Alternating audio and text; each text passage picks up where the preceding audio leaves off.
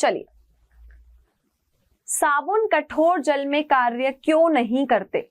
एक interesting question है, exam में क्वेश्चन ये किसी न किसी रूप में भी आपसे पूछा जा सकता है।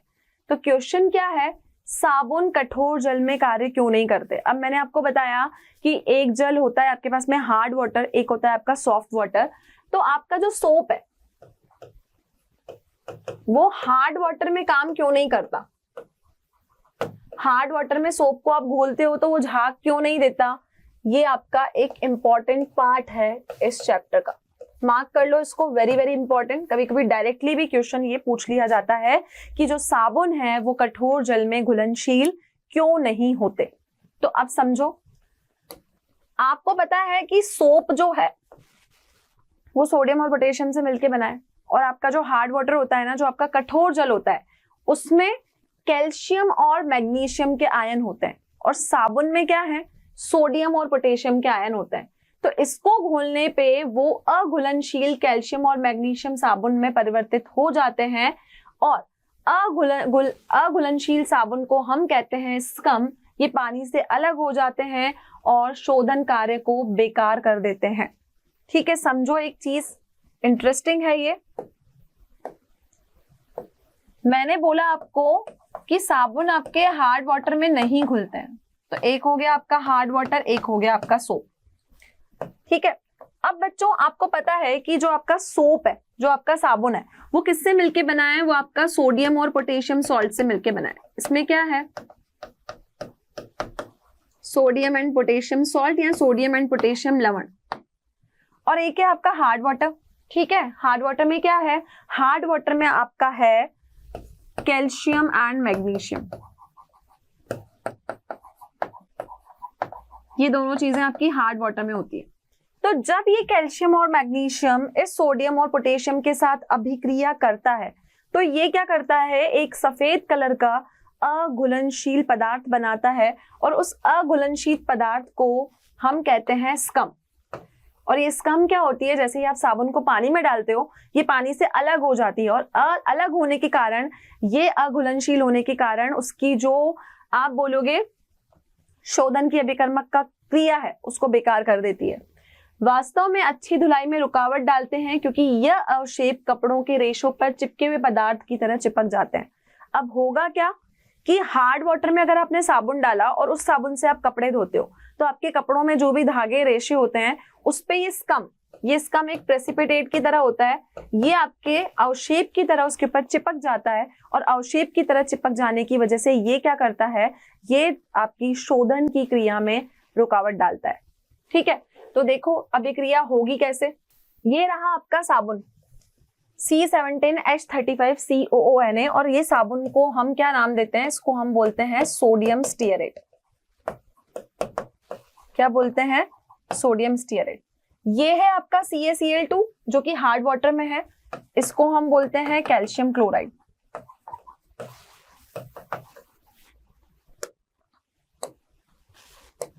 ये क्या हुआ, इसका नाम है सोडियम स्टीयरेट, और ये क्या है, कैल्शियम क्लोराइड। ये कैल्शियम क्लोराइड कहां से आया, ये मिला आपको कठोर जल से, हार्ड वाटर से। ठीक है, ये जो C17H35COONA जो आपका साबुन है, अगर इसको आपने मिला दिया कठोर जल में, और कठोर जल में क्या होता है, या तो कैल्शियम क्लोराइड होगा या फिर आपका मैग्नीशियम क्लोराइड होगा। जब ये CaCl2 इसके साथ अभिक्रिया करेगा तो ये बनाएगा NaCl। NaCl का मतलब ये हो गया आपका सोडियम साबुन, और क्या बनाएगा, Na और Cl तो अलग हो गए, बचा कौन, C17H35COO होल ट्वाइस, और यहां बच गया Ca। अब ये जो बचा कुचा बना है ना, इसको बोलते हैं अघुलनशील कैल्शियम स्टीयरेट, और ये बना है आपका कैल्शियम साबुन जो कि नहीं घुलेगा। तो ये तो बना आपका सोडियम सोप, और ये बना अघुलनशील कैल्शियम साबुन जिसको बोलेंगे कैल्शियम स्टीयरेट, जो पानी में नहीं घुलेगा। तो हार्ड वाटर में जब आप सोप को डालोगे तो आप देखोगे कि इस तरीके की अभिक्रिया आपको यहां पर देखने को मिलेगी। ओके, इसलिए साबुन जो है आपका कठोर जल में काम नहीं करता। तो कठोर जल में धुले बाल इस चिपके पदार्थ के कारण कांतिहीन लगते हैं। कठोर जल और साबुन से धुले कपड़ों में इस चिपचिपे पदार्थ के कारण रंजक एक समान रूप से अवशोषित नहीं होता। तो अगर आपने हार्ड वाटर में अपने कपड़े या बालों को धोया है तो ये जो सफेद कलर का स्कम है, अवशेप है, ये क्या करेगा, ये उन रेशों पे और धागों पे चिपक जाएगा और चिपक जाने के कारण ये एक समान रूप से अवशोषित नहीं हो सकता। क्लियर? इसलिए आपके साबुन कठोर जल में कार्य नहीं करते। तो यहां पर मैंने आपको बोला था शोधन अभिकर्मक हम दो रूपों में पढ़ेंगे, एक थे आपके साबुन, दूसरे हैं आपके संश्लिष्ट अपमार्जक। अब संश्लिष्ट अपमार्जक होते क्या हैं? संश्लिष्ट अपमार्जक वह शोधन अभिकर्मक हैं जिनमें साबुन के सभी गुण होते हैं, लेकिन वो परंतु वास्तविकता में, रियलिटी में वो आपके साबुन नहीं होते। ठीक है, तो ये दूसरी कैटेगरी है आपके शोधन अभिकर्मकों की, संश्लिष्ट अपमार्जक। तो संश्लिष्ट अपमार्जक दूसरी तरीके के शोधन अभिकर्मक हैं जिनमें साबुन के सभी गुण तो होते हैं, साबुन के गुण भी हैं, लेकिन फिर भी वो क्या है, फिर भी वो आपके साबुन नहीं है। यह मृदु एवं कठोर दोनों जल में उपयोग किए जा सकते हैं क्योंकि ये कठोर जल में भी झाग बनाते हैं। अब इनकी इंपॉर्टेंस क्या है, इनकी क्वालिटी क्या है? जब आप ये संश्लिष्ट अपमार्जक सिंथेटिक डिटर्जेंट यूज करते हो तो आप देखोगे कि चाहे वाटर हार्ड हो या चाहे वाटर आपका सॉफ्ट हो, हार्ड वाटर हो चाहे सॉफ्ट वाटर हो, हार्ड वाटर और सॉफ्ट वाटर, चाहे जल आपका कठोर हो चाहे जल आपका मृदु हो, कठोर और मृदु दोनों ही जलों में ये काम करते हैं। अगर आप इसको हार्ड वाटर में भी डालोगे, किसको, संश्लिष्ट अपमार्जक को, तो संश्लिष्ट अपमार्जक आपका हार्ड वाटर में भी क्या करेगा, झाग को देगा। ठीक है, कुछ अपमार्जक तो बर्फीले जल में भी झाग देते हैं। अब कुछ तो ऐसे हैं कि अगर आपने उसको आइस वाले वाटर में ले लिया, पानी में बर्फ डाल के भी अगर आपने उनको घोल दिया तभी भी वो काम करेंगे, आपको झाग देंगे। संश्लिष्ट अपमार्जकों को 3 वर्गों में बांटा गया है, ऋणायनी, धनायनी और अन्यनिक। मतलब जो सिंथेटिक डिटर्जेंट्स होते हैं, आपके डिटर्जेंट्स जो होते हैं सोप नहीं होते, लेकिन सारे गुण सोप जैसे उनमें होते हैं। हार्ड वाटर सॉफ्ट वाटर दोनों में काम करेंगे और साथ ही अगर आपने कोई बर्फ वाला पानी लेके भी उसमें डिटर्जेंट घोल दिया तो ये वहां भी काम करेंगे। अब ये जो संश्लिष्ट अपमार्जक हैं इनको हमने 3 कैटेगरीज में वर्गीकृत किया। वो 3 कैटेगरीज क्या हैं, ऋणायनी, धनायनी और आपके अनायनिक, मतलब कैटायनिक, एनायनिक और एक हो गया आपके न्यूट्रल। ठीक है, ये 3 कैटेगरीज हैं आपके संश्लिष्ट अपमार्जकों की।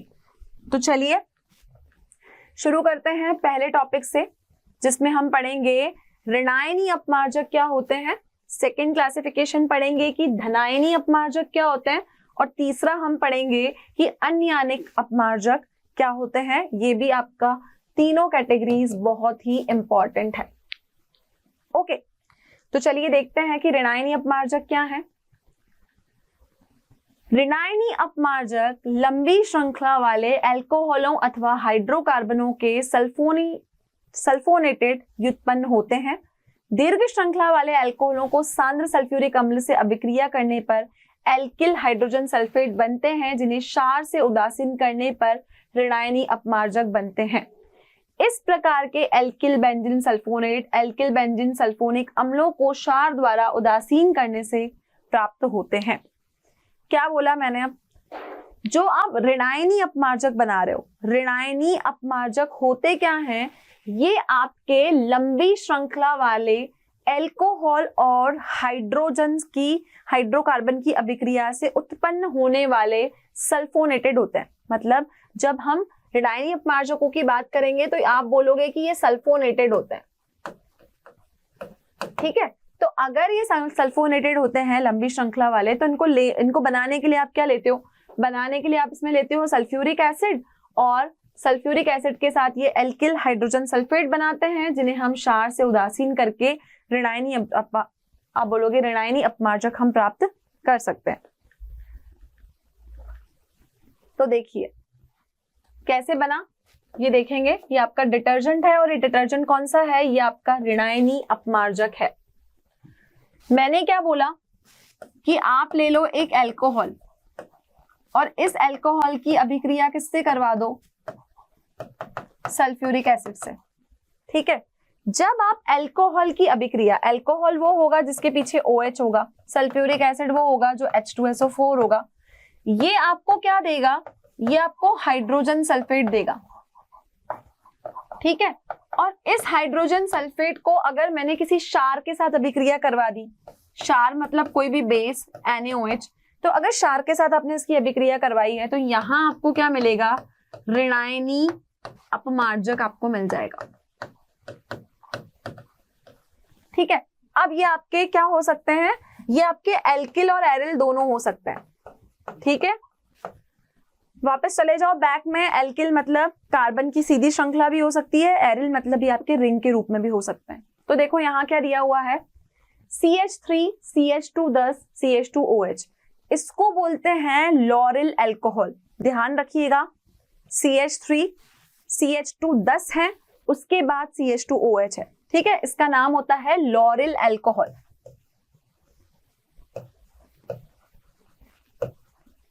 ठीक है, ये हो गया लॉरिल अल्कोहल। अल्कोहल क्यों है, क्योंकि इसके पीछे OH ग्रुप है, सिंपल। इसकी अभिक्रिया मैंने किसके साथ करवानी है, H2SO4 के साथ करानी है, सल्फ्यूरिक एसिड के साथ करवानी है। सल्फ्यूरिक एसिड के साथ अभिक्रिया करवाने पर ये आपको क्या देगा, ये आपको देगा, एक तो ये वाटर बना के बाहर निकल जाएगा और ये आपको देगा लॉरिल हाइड्रोजन सल्फेट। क्या देगा, लॉरिल हाइड्रोजन सल्फेट। तो देखो CH3 ऐसा रहा, CH2 हो गए 10, CH2 OH के बाद हमारे पास में O यहां पर रह गया और यहां आ गया SO3H।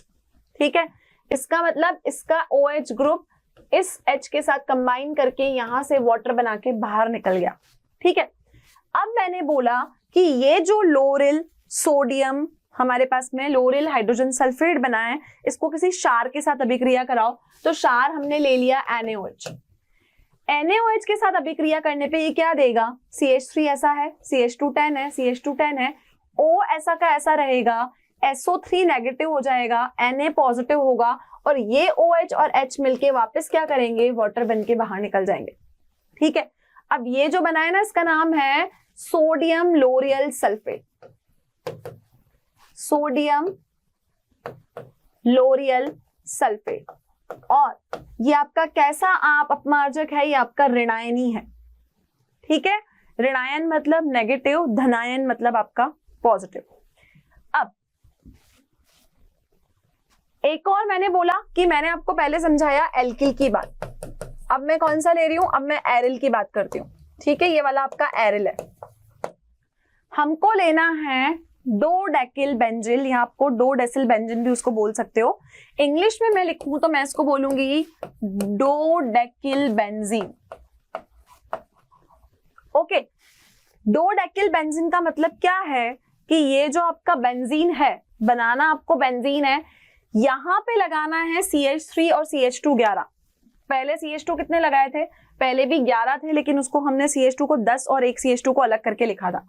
यहां चाहिए CH3 के साथ CH2 टोटल कितने, CH2 टोटल 11। ये बना आपका डो डेकिल बेंजीन।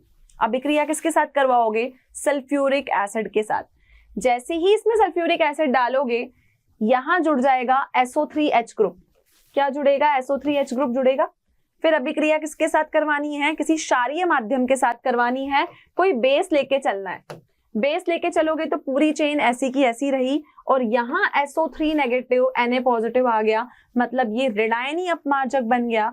और इस वाले ऋणायनी अपमार्जक का नाम क्या है, देखो, सोडियम डो डेकिल बेंजीन। और ये जो ग्रुप है आपका, ये कौन सा होता है, ये ग्रुप आपका सल्फोनेट होता है। तो इसका नाम क्या हुआ, सोडियम डो डेकिल बेंजीन। और क्या बोलेंगे इसको, इसको बोलेंगे सल्फोनेट। क्लियर है। तो ये होते हैं आपके ऋणायनी अपमार्जक, इंपॉर्टेंट टॉपिक है। ऋणायनी अपमार्जकों में अणु का ऋणायनी भाग शोधन क्रिया में शामिल होता है। एल्किल बेंजीन सल्फोनेटों के सोडियम लवण ऋणायनी अपमार्जकों के महत्वपूर्ण वर्ग है। ये अधिकतर घरेलू उपयोग में आते हैं। ऋणायनी अपमार्जक दंत मंजन में भी इस्तेमाल होता है। अब ये जो आपका क्लींजिंग है, ये क्लींजिंग एजेंट जो है आप अधिकतर देखोगे कि ये शोधन क्रिया में शामिल होता है और इसका एल्किल बेंजीन सल्फोनेट के सोडियम लवण होते हैं। हमेशा एल्किल होगा, बेंजीन होगा, सल्फोनेट होगा और साथ में इसके आपको सोडियम ही देखने को मिलेगा। और ये कहाँ पे क्लींजिंग एजेंट की तरह यूज होता है? आपके दंत मंजन में भी इसको बनाने के लिए काम में लिया जाता है। तो ये क्या है आपके? ये आपके हैं ऋणायनी अपमार्जक। ओके, चलिए अब बात करते हैं धनायनी अपमार्जकों की। धनायनी अपमार्जक एमिनो के एसीटेट, क्लोराइड या ब्रोमाइड ऋणायनों के साथ बने चतुष्क लवण होते हैं। अब जब आप धनायनी अपमार्जकों को बनाते हो तो ये अमीनो के क्या होते हैं? या तो ये एसीटेट होंगे या क्लोराइड होंगे या फिर ये आपके ब्रोमाइड होंगे। इनमें धनायनी भाग में लंबी हाइड्रोकार्बन श्रृंखला होती है और नाइट्रोजन अणु पे एक धन आवेश होता है, इसलिए इनको धनायनी अपमार्जक कहते हैं। सेटिल ट्राइमिथाइल अमोनियम ब्रोमाइड एक प्रचलित धनायनी अपमार्जक है जो केश कंडीशनरों में डाला जाता है।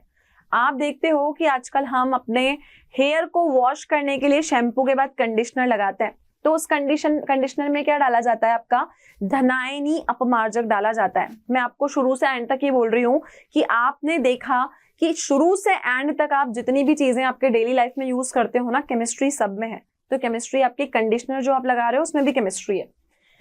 सेटिल ट्राइमिथाइल अमोनियम ब्रोमाइड, क्या नाम है? सेटिल ट्राइमेथिल अमोनियम ब्रोमाइड, ये एक आपका धनायनी अपमार्जक है जो कंडीशनर में यूज होता है। जीवाणुनाशक गुण होते हैं और ये महंगे होते हैं, इसलिए इनका सीमित उपयोग है। अगर मैं धनायनी के कंपैरिजन और ऋणायनी का कंपैरिजन करूं तो जो आपके धनायनी अपमार्जक हैं वो थोड़े से कॉस्टली होते हैं, इसलिए इसका उपयोग हम कम करते हैं। धनायनी अपमार्जक देखो कैसे बनते हैं। मैंने आपको बताया कंडीशनर में डाला जाता है सेटिल ट्राइमिथाइल अमोनियम ब्रोमाइड। क्या चार्ज है इसके ऊपर? पॉजिटिव चार्ज है, इसलिए इसका नाम क्या है? धनायनी अपमार्जक। और पहले वाले में आपने देखा था वहां पे SO3 और Na पॉजिटिव था, तो SO3 नेगेटिव होने की वजह से इसका नाम क्या था? इसका नाम था ऋणायनी। ठीक है, इसका नाम था ऋणायनी अपमार्जक। और इनको धनायनी क्यों बोला? क्योंकि इसके ऊपर एक पॉजिटिव चार्ज है। तो देखो क्या है यहाँ पर? CH3 है, CH2 15 है, N के पास में 3 CH3 है, मतलब नाइट्रोजन यहाँ होना जरूरी है क्योंकि ये अमोनियम का ब्रोमाइड है। तो इसका नाम क्या है? इसका नाम है सेटिल ट्राइमेथिल अमोनियम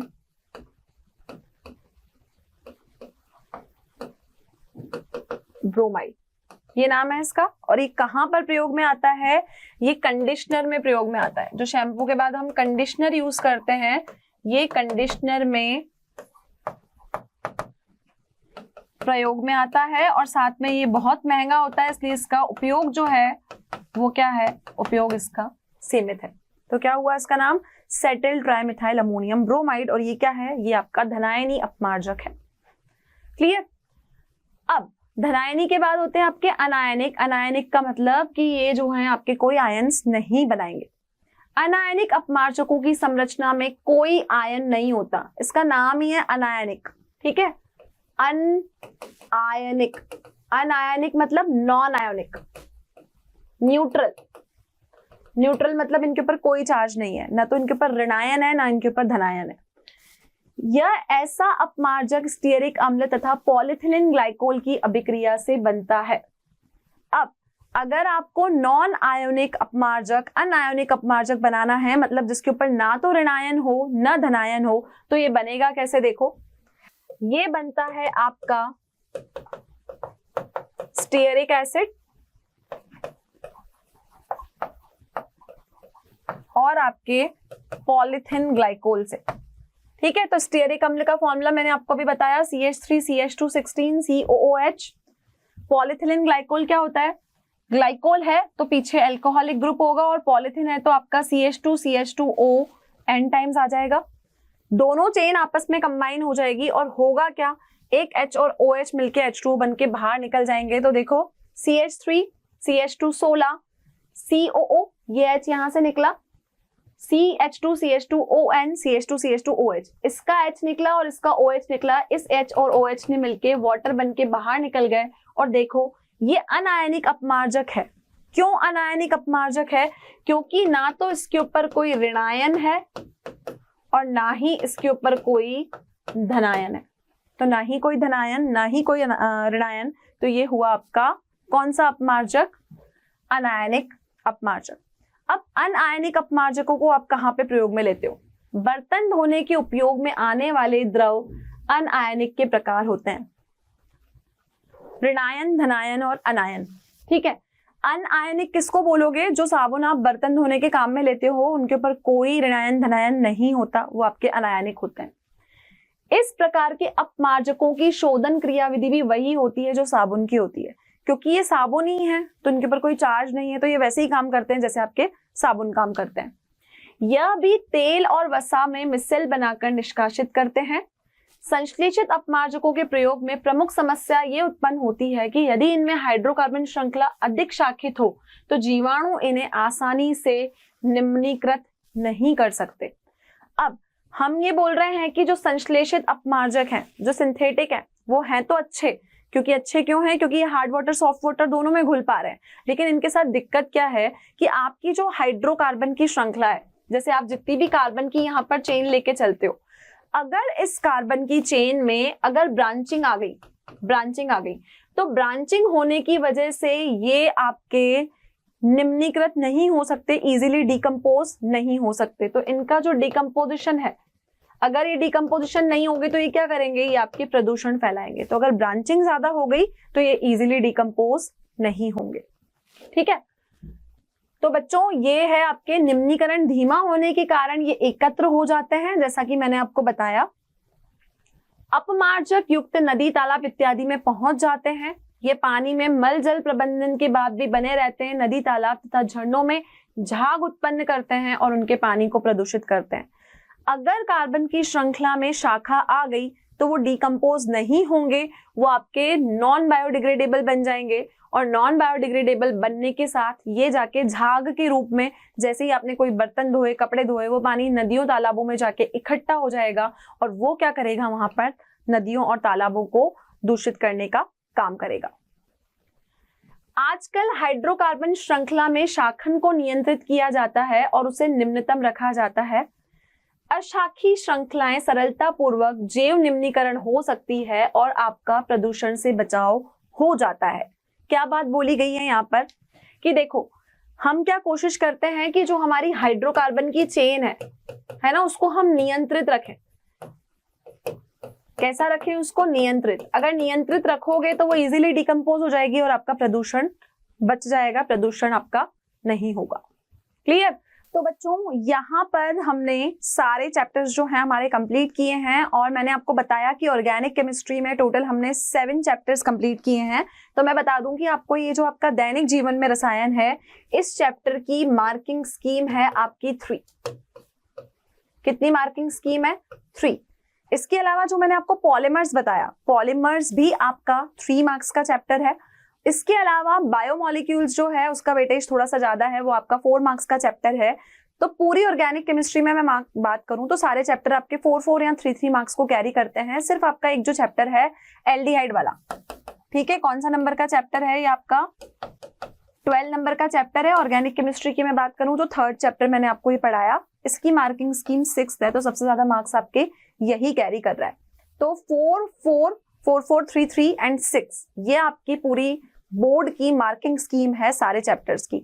तो ऑर्गेनिक केमिस्ट्री काफी इजी है, इसको टफ लेके ना पढ़ें और जितना हो सके आप प्रैक्टिस करें। एनसीईआरटी की कोई भी लाइन हम स्किप नहीं करेंगे और एनसीईआरटी के कोई भी क्वेश्चन को हम नहीं छोड़ेंगे, तो हम स्कोर कर सकते हैं बोर्ड में अच्छे मार्क्स। ओके, तो इसी लेक्चर के साथ we have done with the organic chemistry. इस क्लास से रिलेटेड आपको कोई भी डाउट्स, कोई भी क्वेश्चंस या डीपीपी की रिक्वायरमेंट है तो आप डाउनलोड कर सकते हैं हमारा मोशन लर्निंग ऐप। तो बच्चों thank you so much, have a great day.